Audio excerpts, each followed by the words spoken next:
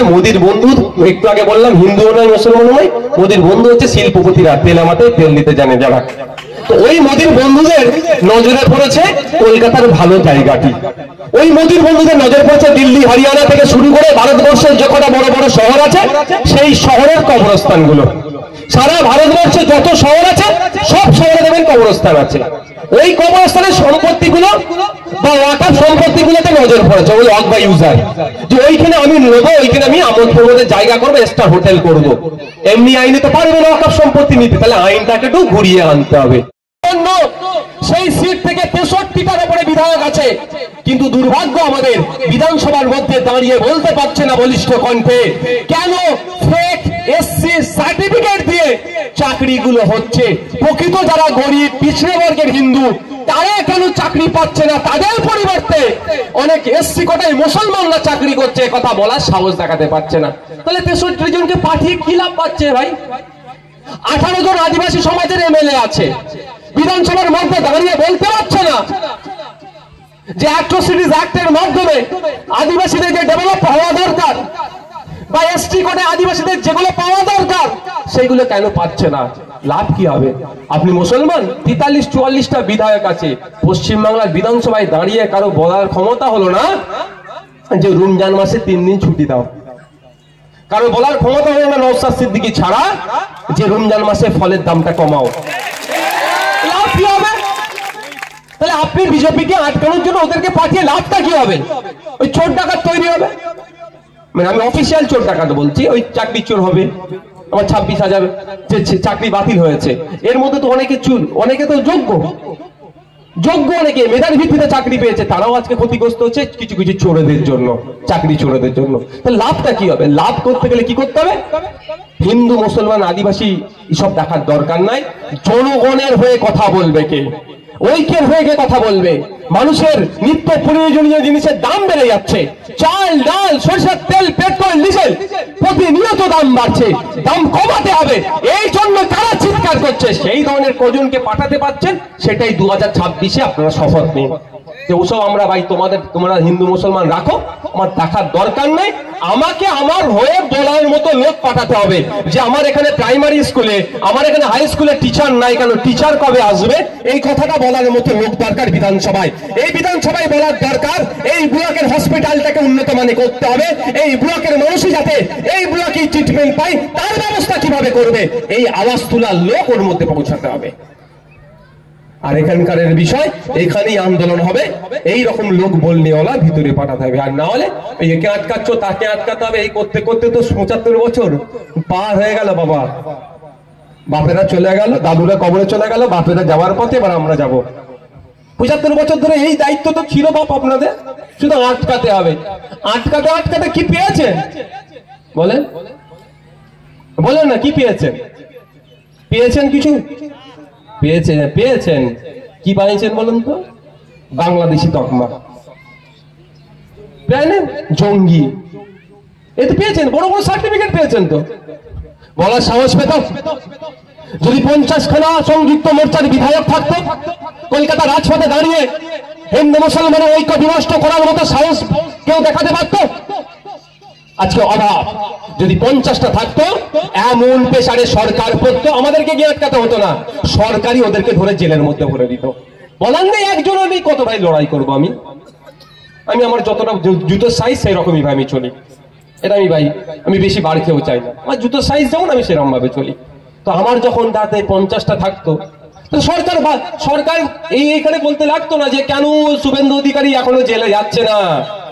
শুভেন্দু অধিকারী বলার সাহসটাই পেত না, যেটা 50টা বাঘ আছে ছিঁড়ে খেয়ে ফেলবে একদম রাজ্য সরকারকে আইনের মাধ্যমে, মানুষের সাথে নিয়ে গণতান্ত্রিক প্রক্রিয়াতে। সেটা নেই, মজা করছে এখন ওরা। এবার আপনারা যদি বলেন এই ধরনের চলতে থাকবে, চলুক, তাহলে সামনে ভোট আসবে, আবার বলবে শুভেন্দু অধিকারী দিল্লি থেকে কিছু নেতা নিয়ে আসবে, এখানকার কিছু নেতাকে আবার বিজেপিতে পাঠাবে তৃণমূল। তো আপনি আমি ভয় খেয়ে যাবো, আরে বিজেপি এসে যাবে, কি হবে রে, হ্যান হবে রে, তেন হবে বলে ওদের খপ্পরে পড়ে যাবো। বিজেপি তৃণমূল আবার ভোটটা ভাগ করে নিয়ে নেবে, আপনি আমি আবার 5 বছর ধরে মার খেতে থাকবো। ওরা নাটক করবে, আপনি আমি গ্রামের হিন্দু, গরিব হিন্দু মুসলমান ক্ষতিগ্রস্ত হবে। তাহলে 12 বছর জেল দিয়ে দেবো, তাহলে নওশাদ সিদ্দিকী এখানে দাঁড়িয়ে মোদিজিকে স্যালুট জানাতো, তাই না? কিন্তু উপকার করলো কি? ওয়াকফ সম্পত্তি থেকে দুই রকম ভাবে ম্যানেজমেন্ট হয়, একটা হচ্ছে মোতোয়াল্লি ম্যানেজমেন্ট হয়, একটা ডাইরেক্ট ওয়াকফ বোর্ড ম্যানেজমেন্ট করে। মোতোয়াল্লি যেগুলো ম্যানেজমেন্ট করে সেই সম্পত্তি থেকে বছরে যেটা ইনকাম হয় তার 7% ওয়াকফ বোর্ডে যায়। সারা ভারতবর্ষে 32টা ওয়াকফ বোর্ড আছে। ওই ওয়াকফ বোর্ডের সম্পত্তি 7% জমা হয়ে হয়ে কি হয়, ওই সম্পত্তি থেকে ওই টাকা থেকে 7% মানে 100 টাকা ইনকাম হলে 7 টাকা ওয়াকফ বোর্ডে যাবে। পশ্চিমবাংলায় যত ওয়াকফ সম্পত্তি আছে যেগুলো মোতোয়াল্লি দ্বারা পরিচালিত, সেই যত টাকা ইনকাম হবে ওই বোর্ডে যাবে। ওই বোর্ড মুসলিম মহিলাদের বিবাহের জন্য, ছেলেপুলেদের পড়াশোনার জন্য এই ধরনের অনেক আনুষঙ্গিক কাজ করে। 100 টাকায় 7 টাকা জমা হয়। মোদিজি এসে কি করলো, 100 বললো যে মুসলমান মহিলাদের ভালো চাইছে, মুসলমান ছেলেদের ভালো চাইছে, মুসলমান বিধবা মহিলাদের ভালো চাইছে, কিন্তু 100 টাকা যে মধ্যে 7 টাকা জমা হতো সেটা কমিয়ে এখন 5 টাকা করছে। ভাই যদি তাহলে কমালে ভোট শক্তিশালী হবে না দুর্বল হবে? দুর্বল হলে কাজ বেশি করবে না কম করবে? মোদি বলছে ভালো চাইছে মুসলমানদের, মোদি যদি এটা 7 টাকা বদলে 14 টাকা করতো তাহলে আমি সত্যি স্যালুট জানাতাম। অন্তত 100 টাকায় 14 টাকা জমা হবে, ওই 14 টাকা জমে জমে জমে যে টাকা থাকবে তার থেকে মুসলিম ছেলেদের পড়াশোনা এইসবগুলো কাজ হবে, তাহলে শক্তিশালী হবে। কিন্তু মোদি বলছে নাকি আবার শক্তিশালী করতে চাইছে, ঘোড়ার ডিম লুটতে চাইছে। কেন এই আইনটা পরিবর্তন করলো? আইনটা পরিবর্তন করার কারণ হচ্ছে মোদির বন্ধু, একটু আগে বললাম হিন্দুও নয় মুসলমানও নয়, মোদির বন্ধু হচ্ছে শিল্পপতিরা, তেল আমাতে তেল দিতে জানে যারা। তো ওই মোদির বন্ধুদের নজরে পড়েছে কলকাতার ভালো জায়গাটি। ওই মোদির বন্ধুদের নজর পড়েছে দিল্লি, হরিয়ানা থেকে শুরু করে ভারতবর্ষের যে কটা বড় বড় শহর আছে সেই শহরের কবরস্থানগুলো। সারা ভারতবর্ষে যত শহর আছে সব শহরে দেবেন কবরস্থান আছে। ওই কবরস্থানের সম্পত্তিগুলো বা ওয়াকফ সম্পত্তিগুলোতে নজর পড়েছে, ওগুলো ওয়াকফ বাই ইউজার, যে ওইখানে আমি নেবো, ওইখানে আমি আমোদ প্রমোদের জায়গা করবো, স্টার হোটেল করব। এমনি আইনে তো পারবে না ওয়াকফ সম্পত্তি নিতে, তাহলে আইনটাকে একটু ঘুরিয়ে আনতে হবে। ওই জন্য মোদি তড়িঘড়ি করে তার বন্ধুদের হাতে সম্পত্তিগুলো তুলে দেবে বলে ওই আইনে সংশোধনী এনেছে। ওরা আমরা বিরোধিতা করছে। ওই আইনে বলা আছে যে 5 বছর নতুন করে ওয়াকফ করতে পারবেন না, ওয়াকফ করার রাস্তা প্রায় বন্ধ করে দিয়েছে। বলেছে 5 বছর আপনি প্র্যাকটিসিং ইসলামের মধ্যে থাকতে হবে, তাহলে আপনি অফ করতে পারবেন। তেমন প্র্যাকটিসিং ইসলামের কিন্তু সংজ্ঞাও দিয়ে দেয়নি। আচ্ছা বলেন, অনুশীলনের ইসলাম, ইসলামের মধ্যে এই ধরনের মানে আপনি 5 বছর ধরে 5 ওয়াক্ত নামাজ পড়বেন, রোজা রাখবেন, একটা অসত্য কথা বলতে পারবেন না, অন্যায় করতে পারবেন না, মানে টোটালটাই একটা বুজুর্গ আল্লাহর ওলিরা যেরকম ভাবে জীবনযাপন করে আপনাকে আমাকে সেই রকম ভাবে করতে হবে, তাহলে আপনি অফ করতে পারবেন, নাহলে পারবেন না। কিন্তু এটাও কিভাবে চলতে হবে গাইডলাইন দেয়নি। আমার বাপের বয়সী লোক 5 ওয়াক্ত নামাজ পড়ে, 5 বছর পরে সে যদি গিয়ে অফিসারকে বলে স্যার আমি অফ করব, অফিসার আর মুখের দিকে তাকিয়ে যদি বলে তোমার কপালে দাগ নাই কেন, তুমি ঠিক করে নামাজ পড়োনি, গেল, আপনি আর অফ করতে পারবেন না। কেন বলে দেয়নি তো, প্র্যাকটিসিং ইসলামের সংজ্ঞাও দেয়নি।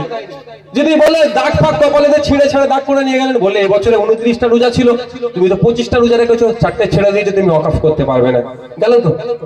আর না, মোদি কি প্রত্যেকের পেছনে একটা করে অফিসার দিয়ে রাখবে নাকি? আমি আমার সাথে অফিসার দিয়ে ঘুরবো নাকি? মুসা একটা, আমাদের অ্যাডভোকেট পিয়ারুল, সবাই কি পশ্চিমবাংলায় 3 কোটি মুসলমান আছে, তাহলে 3 কোটি অফিসার দিয়ে রাখবে নাকি? ফজরের নামাজটা পড়লো কি পড়লো না দেখবে ভালো করে। এই রোজার মাসে রোজা রাখছে না, লুকিয়ে লুকিয়ে খাচ্ছে, ভালো করে দেখো, তাই না? কাউকে গালাগালি দিয়ে, রাগের মাথায় গালাগালি দিয়ে ফেললো না তো, তাই না? মানে ইসলামিক আইন মেনে চলছে কি চলছে না দেখবে নাকি? মানে নতুন করে ওয়াকফ করার রাস্তা বন্ধ করে দিয়েছে, এর বিরুদ্ধে আমরা।